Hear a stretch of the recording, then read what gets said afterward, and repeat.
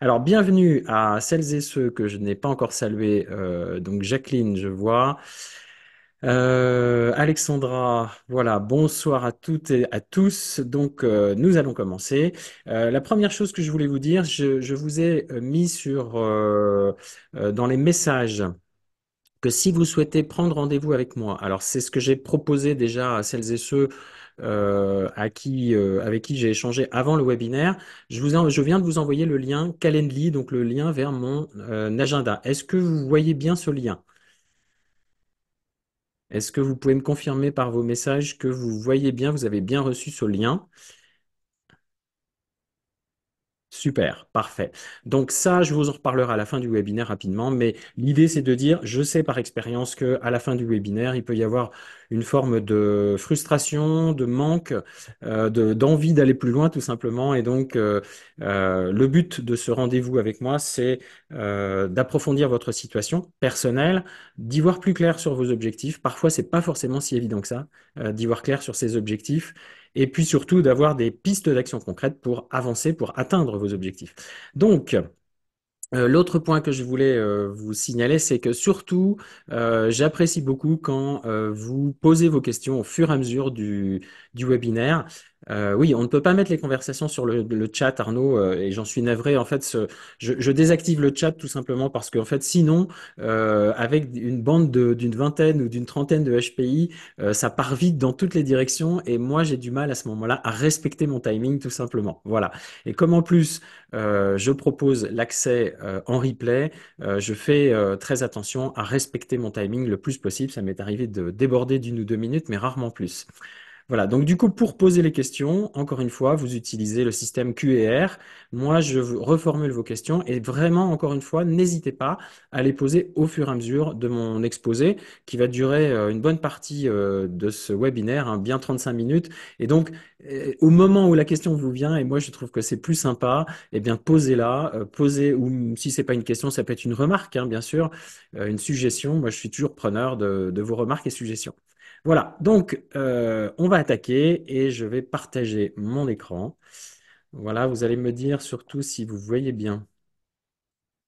Je vais mettre en plein écran. Voilà, est-ce que vous voyez bien la première page, donc HPI multipotentiel, comment devenir un manager performant et reconnu? Et j'ai oublié d'ailleurs sur cette diapo le redevenir parce que parfois vous l'avez été et peut-être que ça s'est arrêté.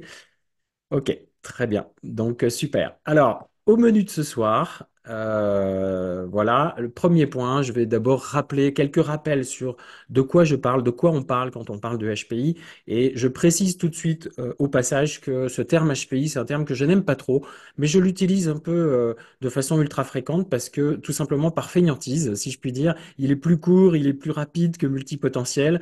Donc, je continue à l'utiliser, même si on va voir, on va vite oublier les questions de tests de Waze 4 ou de tests de QI. On va se concentrer surtout sur les questions de mode de fonctionnement. C'est bien de ça dont on va parler ce soir.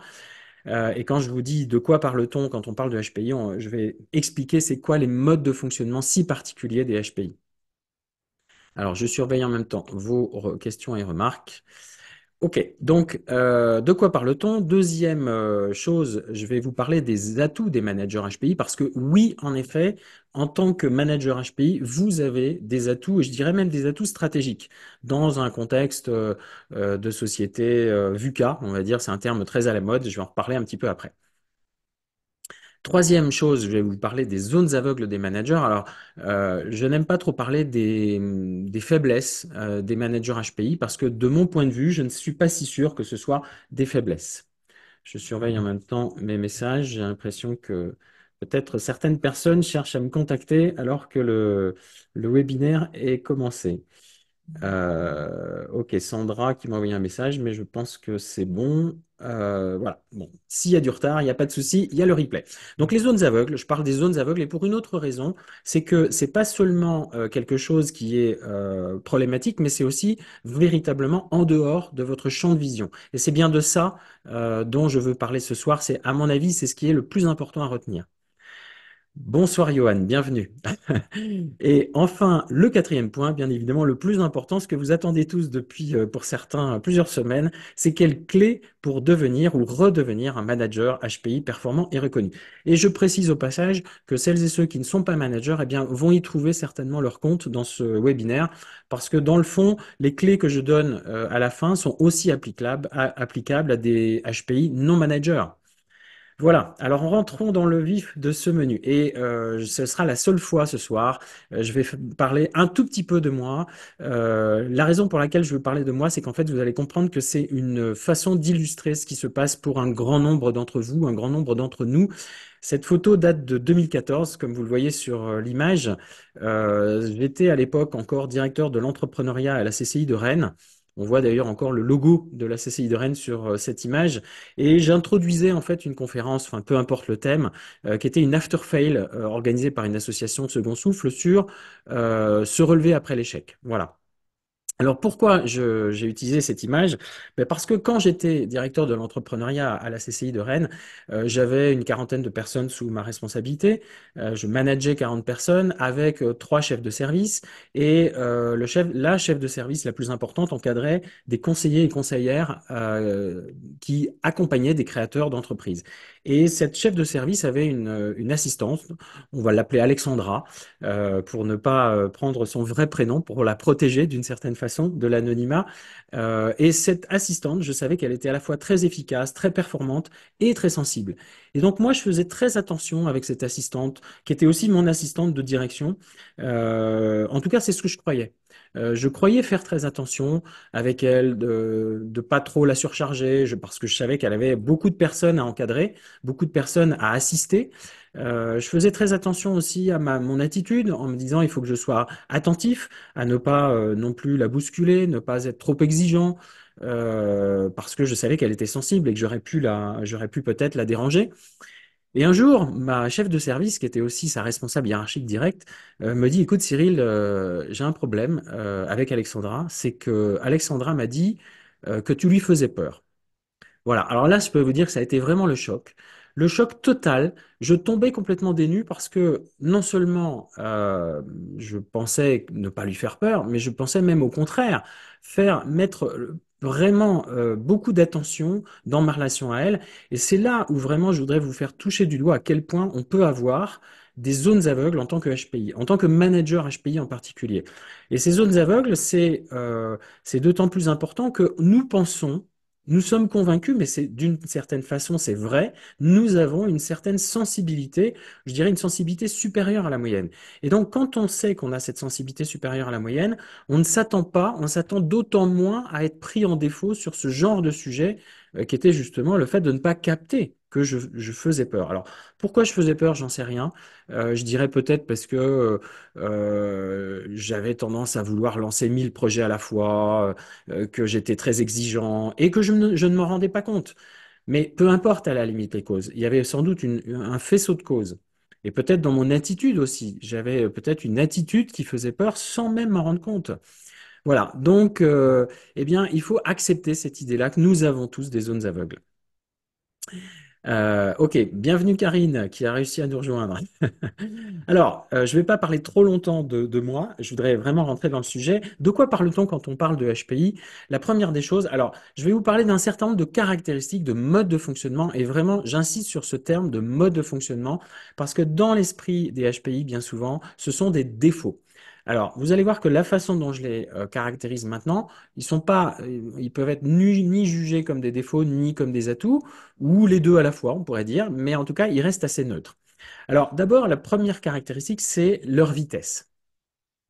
Oui, les HPI vont plus vite en tout. Ils vont plus vite pour observer, pour réfléchir, ils vont plus vite pour comprendre, ils vont plus vite pour imaginer, ils vont plus vite pour anticiper, pour prévoir, et parfois aussi pour agir. Alors j'y reviendrai si vous avez des questions sur le sujet. Parfois, c'est pas vrai. Il peut y avoir justement une forme de lenteur sur la mise en action, mais ça ne remet en rien en cause le fait que d'une façon générale, les HPI vont plus vite. Et ça, en général, vous ne vous en rendez pas forcément compte de cette vitesse, de cette survitesse par rapport à la moyenne. Alors, la deuxième caractéristique, c'est une pensée arborescente. Alors, vous allez me dire, cette pensée arborescente, tout le monde l'a. Oui, c'est vrai, mais dans le cas des HPI, c'est encore plus important. Et je dirais que c'est une pensée arborescente qui a tendance à connecter les sujets entre eux. Et donc, c'est pour ça que j'ai rajouté aussi une grande créativité, parce que cette façon de connecter les sujets différents entre eux, effectivement, peut conduire à une forme à une certaine créativité, une créativité supérieure à la moyenne. Voilà, ça les conduit aussi à avoir 1000 idées à la seconde, à aimer 1000 sujets, à être très éclectique, et donc à faire une capacité à faire des liens entre ces sujets. L'autre caractéristique, et ça c'est un sujet qui va revenir assez fréquemment, c'est le haut niveau d'exigence. Alors je n'ai pas qualifié trop haut niveau d'exigence, c'est un haut niveau d'exigence dans un premier temps, parce que, comme je vous ai dit, on va le qualifier de neutre. Et ce haut niveau d'exigence, il est pour soi-même comme pour les autres. Il n'y a pas forcément de grande différence entre les deux, même si en général, on a tendance à avoir conscience qu'il faut être un peu moins exigeant pour les autres qu'avec soi-même, mais pour autant, ce niveau d'exigence est très élevé en général. Quatrième caractéristique dont je voudrais parler, c'est le besoin d'apprendre en permanence. Alors ça va avoir pas mal de conséquences. Nous aimons apprendre et nous savons apprendre assez vite, même si dans certains cas, là encore, vous allez peut-être me faire la remarque que, au contraire, vous avez des difficultés pour apprendre ou que c'est assez lent. Mais en fait, juste petite parenthèse sur le sujet, si c'est assez lent pour vous d'apprendre, c'est qu'en fait, vous avez besoin de comprendre et d'avoir une vision globale. Mais en général, malheureusement, ce n'est pas le cas de tous les enseignants, de tous les formateurs. Un, de permettre la compréhension de tout ce qui vous enseigne, et deux, de vous donner une vision globale. Parfois, ils rentrent vraiment dans le détail. Donc, voilà pourquoi, eh bien, effectivement, parfois, on a l'impression qu'on n'est pas si fort que ça pour apprendre, mais en réalité, c'est quand même une vraie force que nous avons, et une capacité à apprendre plein de choses et une appétence pour apprendre. Cinquième caractéristique, c'est la sensibilité. Alors, je fais tout de suite une autre petite parenthèse parce que HPI veut dire haut potentiel intellectuel. Et en fait, la sensibilité exacerbée, c'est plutôt la caractéristique des HPE, haut potentiel émotionnel, on pourrait dire, ou personne à haute sensibilité. Ça dépend des terminologies. Peu importe. Moi, ce que j'ai constaté, il n'y a pas d'études scientifiques sur le sujet qui le démontrent, mais ce que j'ai constaté, c'est que l'immense majorité des HPI sont aussi plus sensibles que la moyenne. Et donc, cette sensibilité plus importante va se traduire de plein de façons. Ça peut être une sensibilité au sens de l'hyperesthésie, au sens où on perçoit plus fort les sons, les images, les odeurs, etc. Mais c'est aussi une sensibilité émotionnelle, bien entendu. Et cette sensibilité plus importante, eh bien, elle concerne. Alors, quand je vous parlais de haut potentiel émotionnel ou haut potentiel de sensibilité, c'est 15 à 20% de la population. Donc, on voit bien que ce groupe des plus sensibles que la moyenne comprend les 2 à 3% de HPI, mais l'inverse n'est évidemment pas vrai. Autre caractéristique, et qui va avec la forte sensibilité, c'est la forte empathie. Et donc la forte empathie, ça va se traduire de plusieurs façons, mais ça les conduit d'une façon générale, les HPI, à être fortement orientés vers les autres. Donc ça va induire aussi des choix de carrière, des choix de poste, des choix de contexte de travail aussi. Mais aussi la forte empathie va les conduire parfois à oublier leurs propres besoins. Je vais être amené à y revenir un petit peu après. Autre caractéristique que j'ai notée, c'est la grande humilité. Alors, grande humilité parce que ils ont une capacité à apprendre, ils ont un fort et un gros recul, une capacité de prise de recul sur leur propre situation, leur propre connaissance. Et donc, en général, ils sont toujours très, très humbles. Ils disent, oui, oui, c'est vrai, j'ai appris beaucoup de choses, mais en fait, je suis pas un expert, je suis pas, d'ailleurs, ils ont horreur de ce terme d'expert. Spécialiste, pas trop. Voilà, je sais pas, je vous vois pas trop réagir pour l'instant, mais n'hésitez pas à le faire au fur et à mesure que je déroule. Et donc, c'est comme ça qu'on en arrive à ce que moi j'appelle le sentiment d'imposture. Ce sentiment d'imposture qu'on retrouve quasiment de façon omniprésente chez les HPI, c'est parce que c'est cette humilité poussée un peu à l'extrême. Autre caractéristique, ils vivent tout plus fort. Et je vais y revenir un petit peu après parce que ça se traduit sur différentes caractéristiques. D'une façon générale, je fais juste une petite parenthèse à ce stade-là pour dire que, en fait, ce qui peut caractériser les HPI aussi, c'est la combinaison de ces différentes caractéristiques qui donnent des façons de fonctionner un peu particulières qu'on a parfois du mal à comprendre. Oui, Marc, haut niveau d'exigence, plus sensibilité, empathie vis-à-vis des autres implique difficulté à déléguer en tant que manager. Alors, la difficulté à déléguer, c'est vrai qu'elle existe. Euh, oui, je pense que c'est lié effectivement au haut niveau d'exigence. Je ne sais pas si c'est lié à la sensibilité, l'empathie. En fait, c'est peut-être le manque de confiance en soi. Parce que le manque de confiance en soi a tendance à, comment dirais-je, déteindre sur le manque de confiance en les autres. Et ça, ajouté, combiné au haut niveau d'exigence, en effet, ça fait qu'on a du mal à déléguer. Et je crois qu'on en avait parlé tous les deux, Marc, me semble-t-il. N'hésite pas à réagir au fur et à mesure, hein. Charles, c'est ma fille qui vous a dicté ce que vous êtes en train de nous dire. Non, je la connais pas, votre fille, Charles. Mais si effectivement vous reconnaissez votre fille, ben, il y a probablement à se poser des questions. Alors, au passage, là aussi, je fais une autre petite parenthèse pour dire que très souvent, mes participants au webinaire et mes clients, a fortiori, ont aussi des enfants HPI et donc me disent, mais oui, oui, c'est exactement ça que je reconnais dans mes enfants. Et au passage, c'est un point très important. Quand on travaille sur soi-même en tant que HPI, eh bien, je peux vous dire que ça a des impacts sur toute sa vie et y compris et à commencer par vos enfants. Parce que vos enfants, pour pouvoir les accompagner au mieux en tant qu'enfant HPI, eh bien, une des meilleures façons que vous pouvez faire, c'est déjà montrer, modéliser en quelque sorte la posture cible, c'est-à-dire montrer que vous avez travaillé sur vous-même, montrer que vous continuez à travailler sur vous-même, montrer que vous êtes capable de vous approprier cette espèce de Ferrari que vous avez en vous. Alors, j'aime pas trop peut-être le terme stigmatisant de Ferrari, mais il n'empêche quand même qu'il y a un petit peu de ça. Karine, quand on est soi-même formateur ou responsable d'éducation, comment procéder ou pouvoir gérer les émotions? Question vaste. Je ne sais pas si je vais pouvoir y répondre comme ça. Il faudrait peut-être être un peu plus précis. Son hypersensibilité, ce sentiment d'imposture qui crée des souffrances. Oui, effectivement, quand on est formateur, on a du mal. Ce sentiment d'imposture est très handicapant, on pourrait dire, hein, Karine. Je ne sais pas si c'est ça que tu voulais dire. Comment l'apprivoiser et devenir un bon chef d'entreprise et manager? Vaste question, je vais tenter d'y répondre dans la suite du webinaire et puis tu reviendras peut-être avec ta question à la fin pour que j'y pense. Oui, Charles, donc c'est votre fille qui dit ça de vous. Ok, très bien. Eh ben, excellent effet miroir de la part de votre fille et tant mieux si elle le fait. Incroyable cet état des lieux sur les HPI, je m'y retrouve. Oui, merci Arnaud. Yannick, déléguer ça va, mais je ne sais pas où placer le curseur de l'exigence. Eh oui, bien sûr.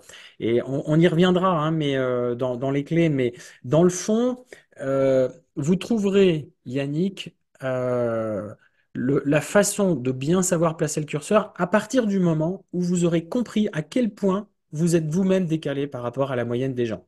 Donc c'est vraiment un travail d'introspection. C'est très, on pourrait presque dire que c'est contre-intuitif. C'est-à-dire que d'une certaine façon, pour pouvoir parfaitement bien s'interfacer aux autres, il faut d'abord commencer par bien se connaître. Or, même si vous faites très facilement et très régulièrement un travail d'introspection, ce travail d'introspection, il n'est pas fait correctement, tout simplement parce que votre constat de départ n'est pas juste. Je vais y revenir après. Johan, doit-on dire à son enfant qu'il est HPI? Le mien a été diagnostiqué à HP à 6 ans et nous n'avons pas jugé utile de lui dire. Alors, Johan, je dirais que pour répondre à ta question, euh, à mon sens, c'est beaucoup mieux de lui dire, d'abord parce que un enfant est capable de comprendre, et d'autant plus un enfant HPI, mais avec le bémol suivant, c'est bien de lui dire à condition que vous ayez le système de décryptage, c'est-à-dire en gros ce que je suis en train de vous expliquer. Si vous avez compris, si vous avez intégré, si vous vous sentez à l'aise avec ce sujet, parce que vous commencez à le maîtriser, à comprendre ce que c'est, à ce moment-là, c'est très bien d'en parler, parce que vous pourrez l'accompagner en décryptant à votre tour à votre enfant. On lui a parlé de son mode de fonctionnement, mais pas évoqué le terme de HPI en tant que tel. Ok, alors moi j'ai envie de dire, c'est un peu comme vous voulez. Vous pouvez parler de HPI, de multipotentiel, de zèbre. J'ai envie de dire, c'est le terme qui vous convient. Si le terme HPI vous convient pas, ben, il faut peut-être en employer un autre. Voilà. Alors, je continue parce que sinon, je vais dériver et être en retard. Alors, les atouts du manager HPI. Je vais aller assez vite, mais quand même, c'est important. D'abord, sa vitesse, eh bien, c'est un gage de performance. Oui, parce qu'effectivement, il va plus vite pour comprendre, il va plus vite pour réfléchir. Et dans un monde qui est en accélération, qui est changeant et en accélération, bien évidemment, on a besoin d'aller vite. Il faut pas confondre vitesse et précipitation, mais cette vitesse est un réel atout. Je vais pas vous faire la leçon là-dessus, mais on va de plus en plus vite. Donc, vraiment, les HPI ont un atout considérable dans ce contexte. Le deuxième atout qu'ils ont, c'est cette pensée arborescente. Effectivement, comme je disais tout à l'heure, ça leur conduit à une forte capacité de créativité. Et attention, ça n'a pas forcément de rapport avec votre caractère personnel, qui est plus ou moins créatif, plus ou moins capable d'exprimer cette créativité. Ça n'a pas forcément de rapport avec votre capacité à être créatif au plan artistique, par exemple. Mais vous avez une forte capacité à imaginer des solutions, et surtout à combiner des sujets qui n'ont pas de rapport entre eux pour en faire émerger des idées qui n'existaient pas jusqu'à présent. La seule chose, c'est que parfois, peut-être, des HPI n'ont pas forcément confiance dans la pertinence de cette originalité, de cette créativité. Et j'ai rajouté le mot vision parce que véritablement, cette pensée arborescente leur permet d'imaginer ce que sera le futur aussi et donc d'avoir de véritables visions sur le futur. Je vais y revenir. L'autre atout, c'est cette exigence, bien évidemment, elle est importante dans un contexte de plus en plus exigeant, justement. Donc, voilà. Arnaud qui pose la question, il est difficile d'avoir une relation avec son N+1, surtout quand on veut avancer souvent vite, et je me suis rendu compte que mon N+1 n'a pas forcément toutes les cartes en main. Oui, bien sûr, c'est évident. C'est une des grandes difficultés des HPI, c'est que bien souvent, ils vont beaucoup plus vite et ils sont d'une certaine façon plus performants que leur N+1. Alors, à ce stade, je crois que pour la plupart, en général, les HPI me disent, mais dans le fond, ça me dérange pas forcément, c'est juste qu'il y a un problème de communication. Eh bien, d'une certaine façon, vous allez pouvoir peut-être les accompagner, vos N+1. Vous allez pouvoir les aider à devenir plus performants. Je pourrais dire même que si je poussais le bouchon un peu plus loin, vous pourriez devenir une forme d'initiateur au sein de votre entité, au sein même de votre entreprise, d'une forme de démarche générale d'inclusion, de meilleure inclusion de la neurodiversité. Alors, c'est peut-être un grand mot, hein, mais un grand objectif, un grand enjeu. Mais si vous êtes initiateur d'une démarche de ce style-là, à ce moment-là, vous allez inciter à communiquer sur les modes de fonctionnement des HPI, les modes de fonctionnement des multipotentiels. Et en communiquant, eh bien, je peux vous dire, vous allez faire au moins 70% du chemin pour que la communication passe mieux. Même si vous avez un patron, un N+1, qui n'est pas aussi performant que vous, ça va considérablement fluidifier les choses. Oui, bien sûr, quelle frustration. Autre point. Le fait que vous appreniez vite, que vous aimiez apprendre, eh bien, c'est un gage d'adaptation et de progrès dans un monde, là encore, qui change en permanence, qui bouge tout le temps, qui est volatile, incertain. On a besoin d'apprendre en permanence. Voilà, donc ça, c'est évidemment un atout formidable. Non, c'était tout ce que j'avais à dire sur ce sujet-là. Capacité de remise en cause, voilà. Mais là encore, il ne faut pas que ce soit trop. La sensibilité, eh bien, que veut dire le sigle IE dans mon langage à moi, c'est l'intelligence émotionnelle. Pour moi, c'est très important quand on est manager parce que du coup, vous allez être capable de sentir les besoins de vos collaborateurs avant qu'ils ne vous parviennent. Alors, vous allez me dire, mais Cyril, vous m'avez fait une anecdote en début de webinaire où justement, vous n'avez pas senti venir cette problématique avec votre assistante. Certes.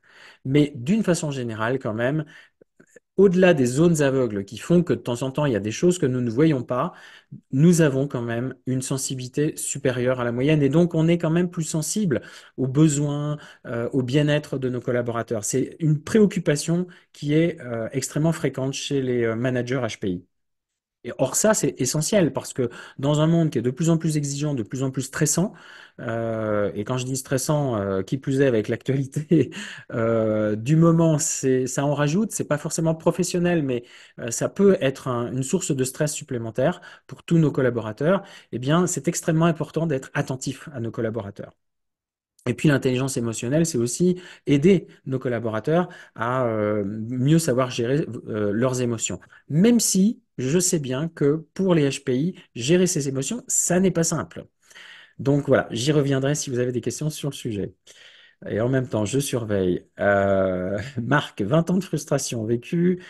alors que j'étais plein d'énergie et d'innovation, un officier plein d'énergie et d'innovation, mais que j'étais rarement suivi par mes chefs car les idées ne venaient pas d'eux. Oui, c'est compliqué. Faire valoir ses idées. Alors j'en parle aussi dans d'autres webinaires, je vais peut-être pas avoir le temps de répondre à toutes ces questions, mais en effet, je suis bien d'accord, hein, Marc, c'est une vraie source de frustration. Anthony, pour cela, il faut que le N+1 soit capable d'accepter que le N-1 soit plus performant que lui. C'est vrai. Et en même temps, je dirais que il y a quand même pas mal de managers qui sont prêts à l'accepter parce que, en réalité, un manager sait qu'il ne sait pas tout. Alors vous allez me dire, le mien, c'est pas le cas. Ok, mais fondamentalement, c'est quand même la caractéristique d'un manager, c'est qu'il ne peut pas maîtriser la, les compétences de ses 10, 20, 30, 50 collaborateurs. C'est juste impossible.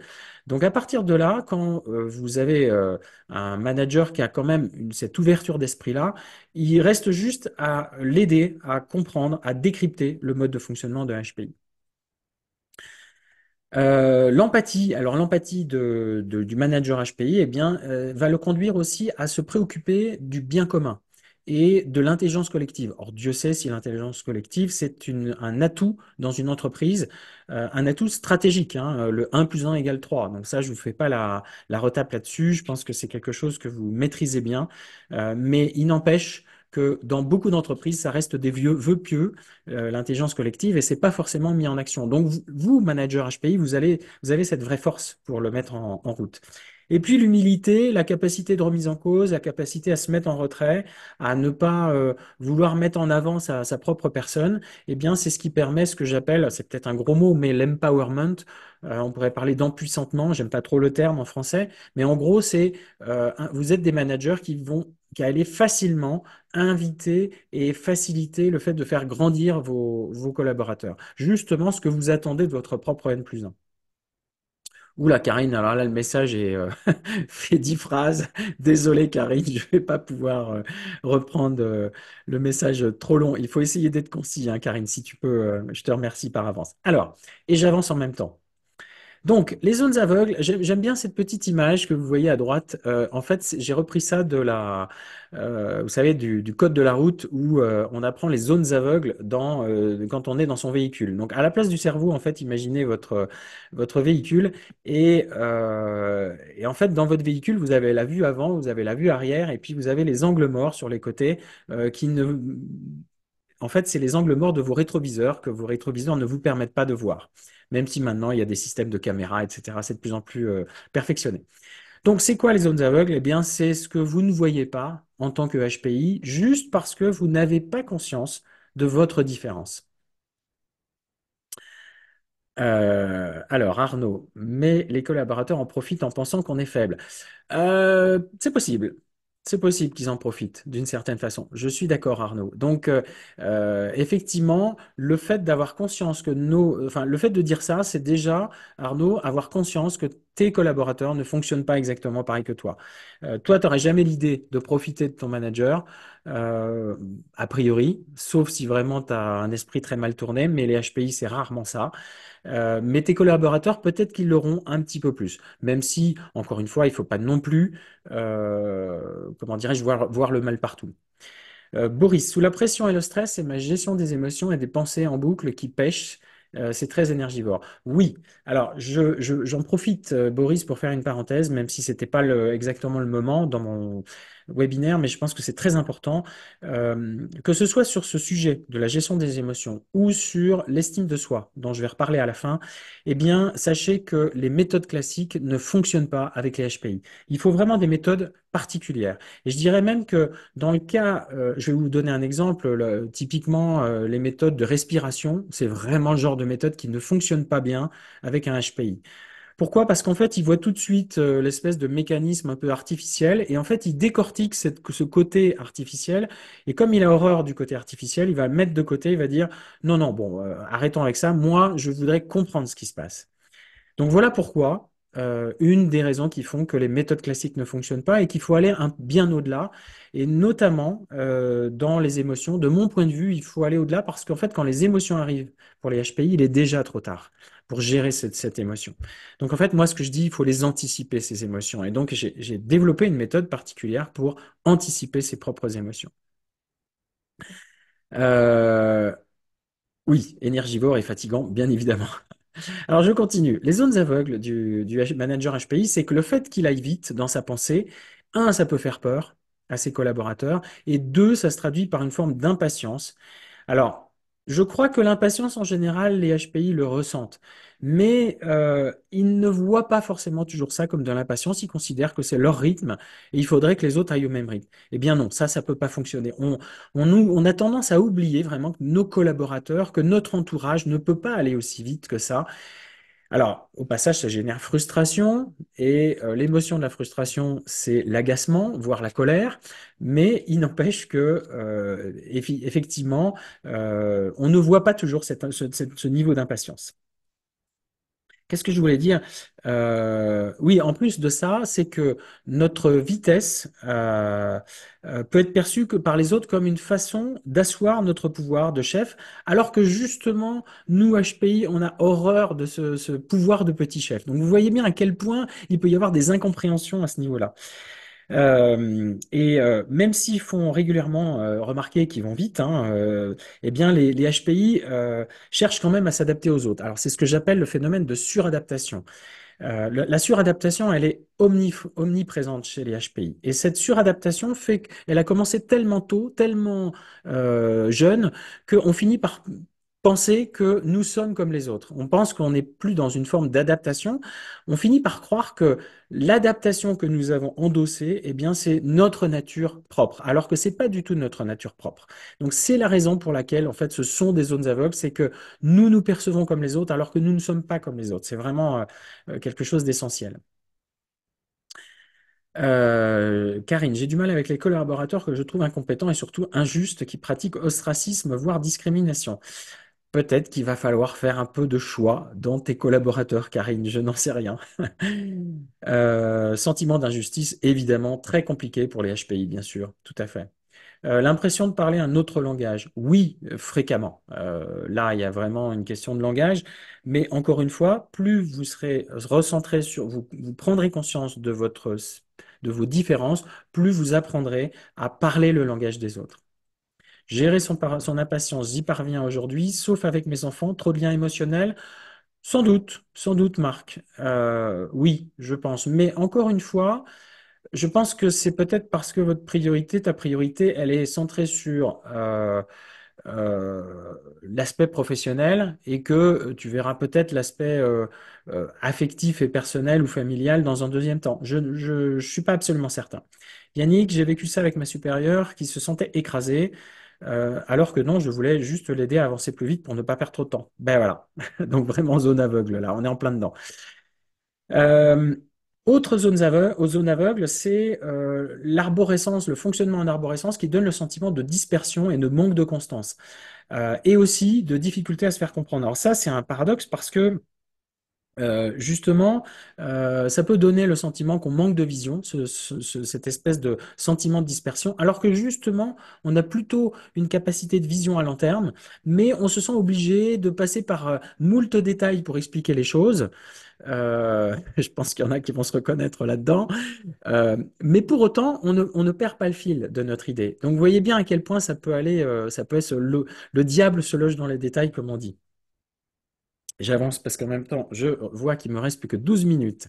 L'exigence, notre haut niveau d'exigence peut nous conduire au sentiment d'imposture. On se fixe des ambitions toujours tellement démesurées, souvent inatteignables, allez, on va dire parfois inatteignables, que bien évidemment, c'est fréquent que nous n'atteignions pas nos objectifs.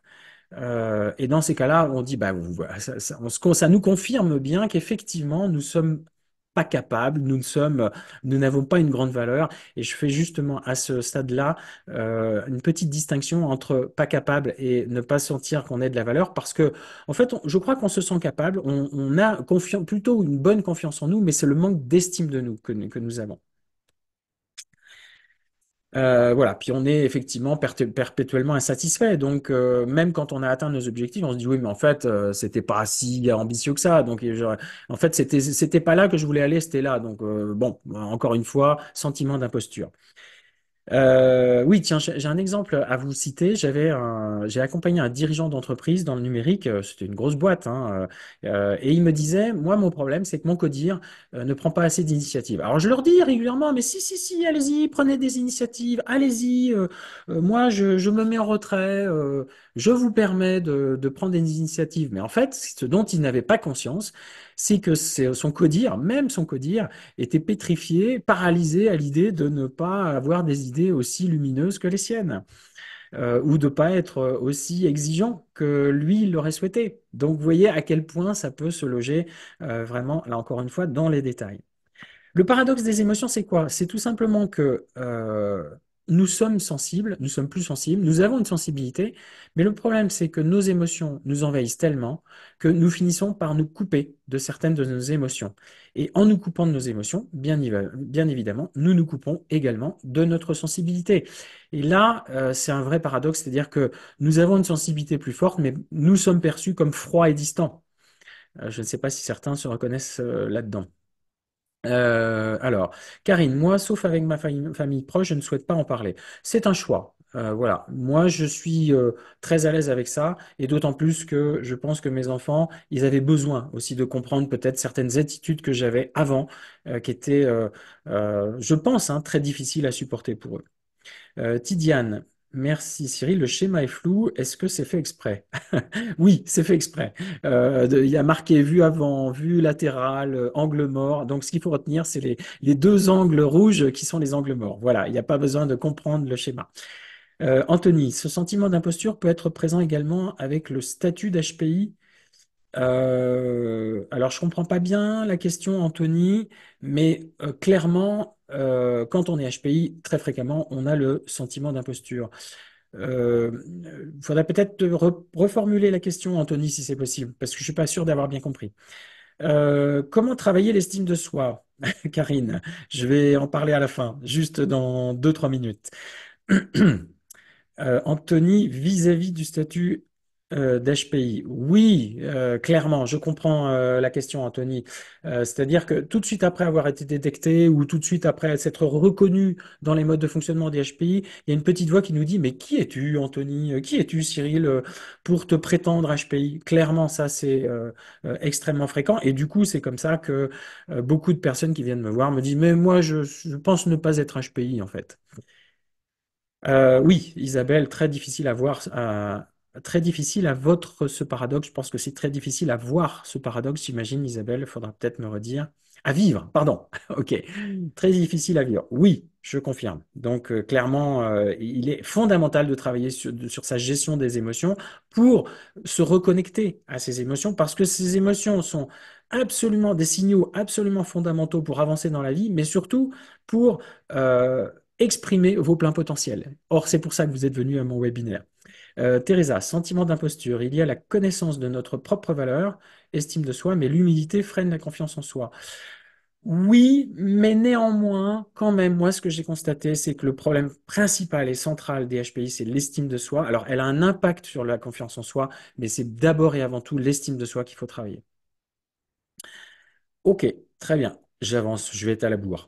L'empathie, comme je disais tout à l'heure, eh bien, le risque, c'est de s'oublier soi. Et quand on s'oublie soi, on n'ose pas exprimer ses besoins. Et quand on n'ose pas exprimer ses besoins, eh bien, on manque d'assertivité. Or, un manager qui manque d'assertivité, eh bien, c'est pas un bon manager, clairement. Notamment pour défendre ses troupes, par exemple, hein. L'humilité, eh bien, le problème, c'est qu'effectivement, à force de trop se remettre en cause, eh bien, ça conduit à une faible estime de soi. Alors, au passage, je précise qu'il y a tout un tas de mécanismes et de combinaisons de mécanismes entre eux qui font que, justement, on manque d'estime de soi. Alors, j'en arrive, oui, pardon, ils vivent tout plus fort. Ça, c'est très important aussi. Comme vous vivez tout plus fort, eh bien, vous avez une tendance à la surinterprétation des événements et une tendance à la comment dirais-je, anticipation de ce qui va arriver. Donc ça, c'est vraiment une zone aveugle parce qu'on se dit, oulala, il va se passer ça, il va se passer ça. Et en fait, on ne se rend pas compte qu'on est allé 3 fois trop vite. Et ce qu'on a anticipé, ce qu'on a imaginé, qui plus est sous le coup des émotions, en général, ne se réalise pas tout à fait de la même façon qu'on le penserait. Et donc, cette surinterprétation, elle peut conduire à des diagnostics faux, des décisions fausses, et donc clairement une baisse de votre crédibilité en tant que manager. Alors, les clés, c'est quoi? Première clé, c'est sortir du déni. Alors, vous allez me dire, je suis pas dans le déni, j'ai conscience que, mais c'est quoi sortir du déni? C'est vraiment prendre conscience pleinement de vos différences.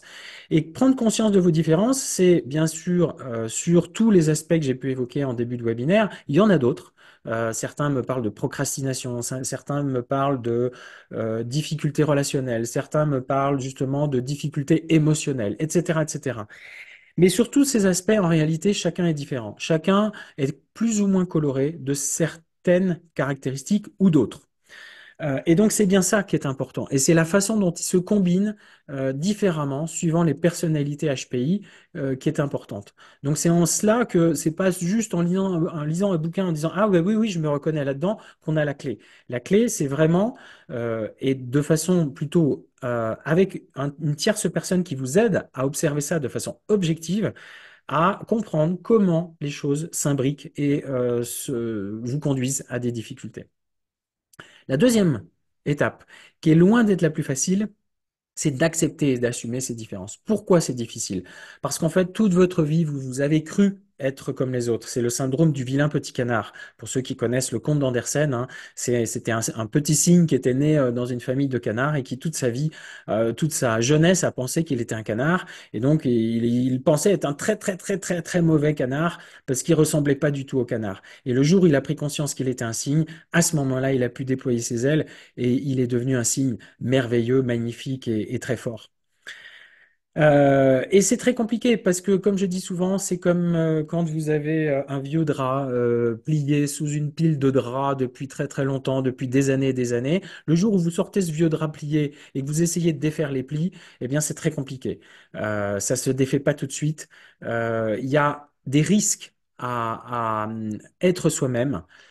Ces risques, c'est justement les raisons qui vous ont conduit à être dans l'adaptation permanente et la suradaptation. Et puis, comme on dit, chasser le naturel, il revient au galop. Dès que vous sentez qu'il y a quelque chose qui est pas facile dans le fait d'être vraiment vous-même, tout de suite, le premier réflexe, c'est de revenir à ce réflexe un peu naturel et protecteur d'être dans la suradaptation. Donc voilà les raisons pour lesquelles ça n'est pas facile d'assumer ces différences. Et paradoxalement, c'est en assumant vos différences que vous allez mieux vous adapter aux autres. Autre clé, travailler son estime de soi. Alors, encore une fois, peut-être que certains vont dire, Bof, moi, je ne manque pas d'estime de moi. Moi, ce que je constate, 100% de mes clients, 100% des personnes que j'ai en contact, j'en ai eu plus d'un millier, hein, ça doit être 1500 aujourd'hui, tous, quand je leur parle de ce sujet, me disent, ah oui, finalement, effectivement, c'est vrai que j'ai tendance à me dévaloriser, j'ai tendance à pas vouloir me mettre en avant, à pas me sentir à l'aise face à des gens qui sont à l'aise, justement. J'ai même un jugement négatif sur ceux qui sont à l'aise, vous voyez, ça va jusque-là, enfin, c'est extrêmement pernicieux. Et travailler son estime de soi, comment on fait? Eh bien, moi, j'ai inventé, on va dire, des façons, des techniques qui n'étaient pas les techniques classiques. Je parle souvent du petit livre qui est très bien fait et qui est super, qui est superbe de Rose Poletti, le petit cahier de travail d'estime de soi. Moi, j'ai fait tout le cahier, tous les exercices et à la fin, j'ai eu le sentiment que ça n'avait pas fonctionné.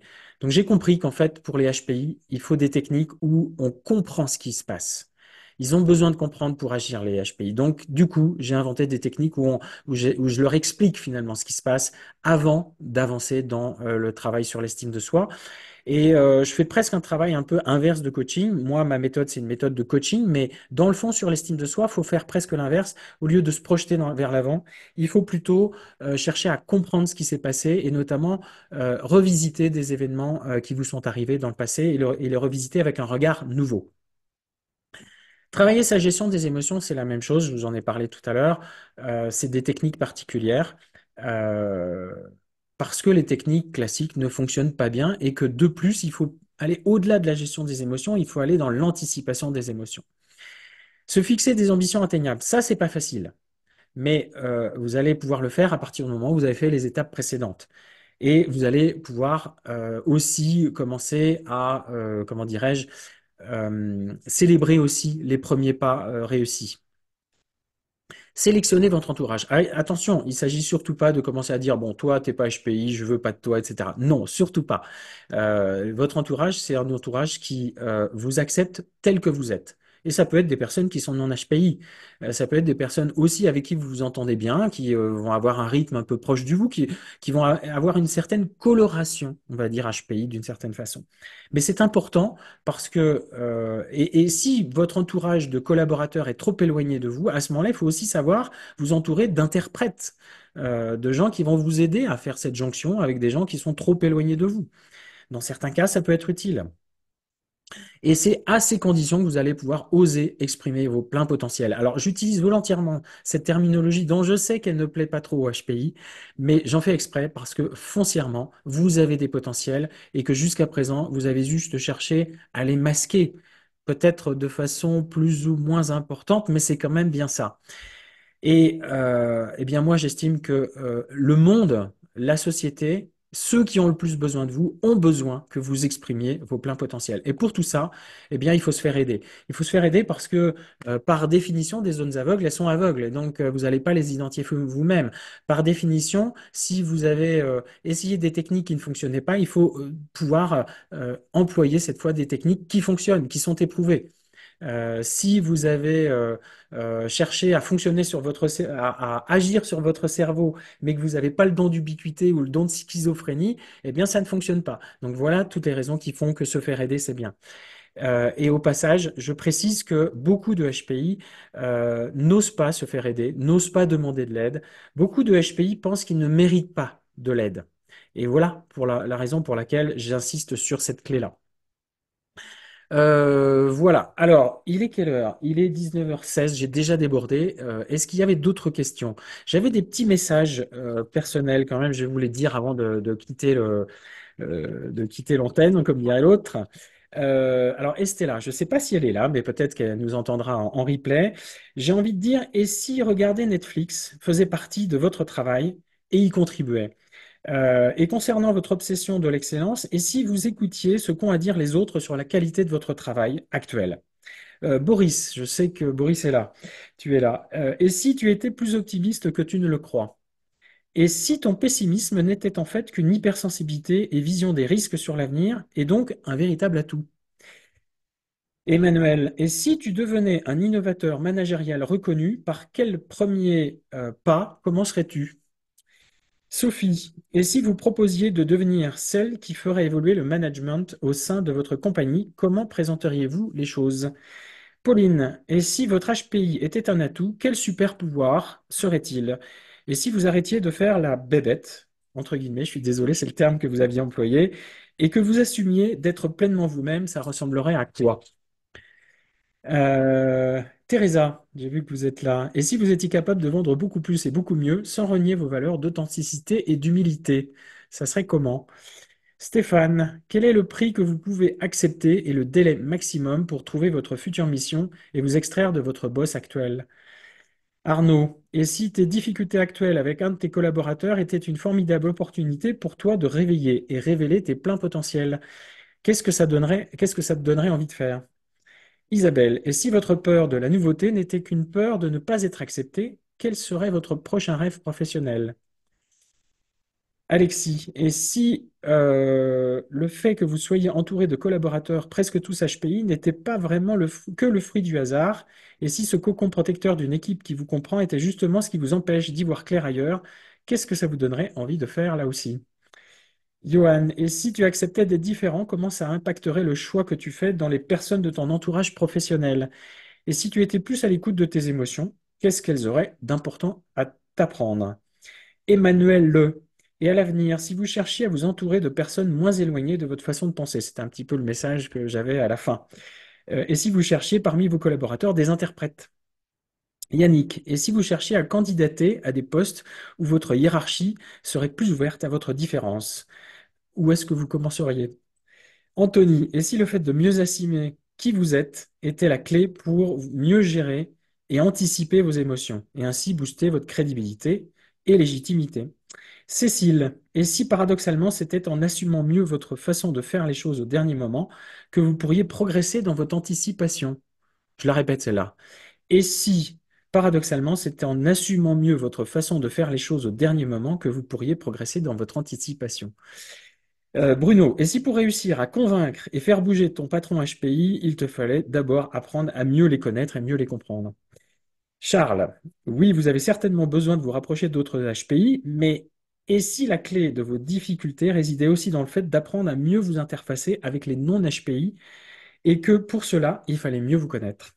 Sandra, et si vous étiez déjà une excellente manager sans le savoir, et si vous acceptiez que vos façons de manager une vente et différentes soient vraiment performantes, à condition bien sûr de lever vos zones aveugles? Et enfin, Virginie, et si vous arrêtiez de vouloir faire comme les autres ou de reproduire leurs schémas qui ne vous conviennent pas, qu'est-ce que ça vous donnerait envie de lancer comme projet entrepreneurial?